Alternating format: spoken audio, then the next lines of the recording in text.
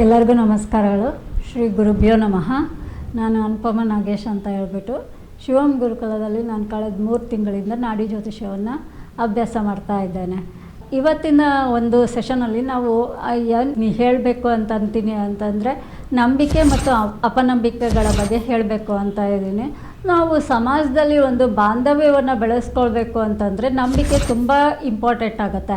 ಈ ನಂಬಿಕೆ ತುಂಬ ಇರುವಂತಹ ವ್ಯಕ್ತಿಗಳು ಏನು ಮಾಡ್ತಾರೆ ಅಂದರೆ ಎಲ್ಲರ ಜೊತೆಗೂ ತುಂಬ ಹೊಂದಾಣಿಕೆಯಿಂದ ಇರ್ತಾರೆ, ಖುಷಿಯಾಗಿ ಇರ್ತಾರೆ, ಹಾಗೂ ಸಮಾಜದಲ್ಲಿ ತುಂಬ ಬೆರೆತ್ಕೊಂಡು ಇರ್ತಾರೆ. ಇದರಿಂದ ಏನಾಗುತ್ತೆ ಅಂದರೆ ಅವರು ಆರಾಮಾಗಿ ಲಾಭವನ್ನು ಗಳಿಸ್ತಾರೆ. ಎಲ್ಲನೂ ಹೇಗೆ ಬರುತ್ತೋ ಹಾಗೆ ತಗೊಂಡು ಅವರು ಖುಷಿಯಾಗಿ ಇರೋದ್ರಿಂದ ಅವರು ತುಂಬ ಜಾಲಿಯಾಗೂ ಇರ್ತಾರೆ ಹಾಗೂ ಹಣವನ್ನು ಗಳಿಸ್ತಾರೆ. ಅದೇ ಥರ ಅಪನಂಬಿಕೆ ರಾಶಿಯಲ್ಲಿ ಗ್ರಹಗಳು ಜಾಸ್ತಿ ಇತ್ತಪ್ಪ ಅಂತ ಅಂದರೆ ಈ ಸ್ವಭಾವದ ಜನರು ತುಂಬ ಎಲ್ಲರನ್ನೂ ಒಂಥರ ಡೌಟ್ಫುಲ್ನೆಸ್ಸಿಂದನೇ ನೋಡ್ತಾರೆ.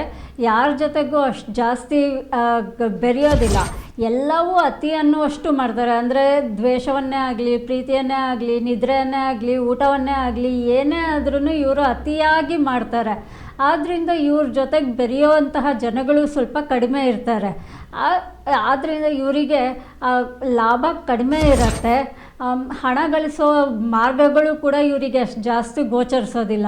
ಸೊ ನಿಮಗೂ ಕೂಡ ನಿಮ್ಮ ಜಾತಕದಲ್ಲಿ ನಂಬಿಕೆಯಲ್ಲಿ ಗ್ರಹಗಳು ಜಾಸ್ತಿ ಇದ್ದಾವೋ ಅಥವಾ ಅಪನಂಬಿಕೆಯಲ್ಲಿ ಗ್ರಹಗಳು ಜಾಸ್ತಿ ಇದ್ದಾವೋ ಅಂತ ತಿಳ್ಕೋಬೇಕು ಅನ್ನೋದಾದರೆ, ನೀವೇ ಸ್ವಂತ ತಿಳ್ಕೋಬೇಕು ಅನ್ನೋದಾದರೆ ನಮ್ಮ ಶಿವಂ ಗುರುಕುಲಕ್ಕೆ ಬನ್ನಿ. ನಿಮ್ಮ ಜಾತಕವನ್ನು ನೀವು ಪರಿಶೀಲನೆ ಮಾಡಿಕೊಂಡು ಏನು ಜಾಸ್ತಿ ಅಥವಾ ಕಮ್ಮಿ ಇದೆ ಅದನ್ನು ನೀವು ಸರಿಪಡಿಸ್ಕೊಳ್ಳಿ ಅಂತ ಹೇಳ್ತಾ ನನ್ನ 2 ಮಾತುಗಳನ್ನ ಮುಗಿಸ್ತೀನಿ. ಎಲ್ಲರಿಗೂ ಧನ್ಯವಾದಗಳು.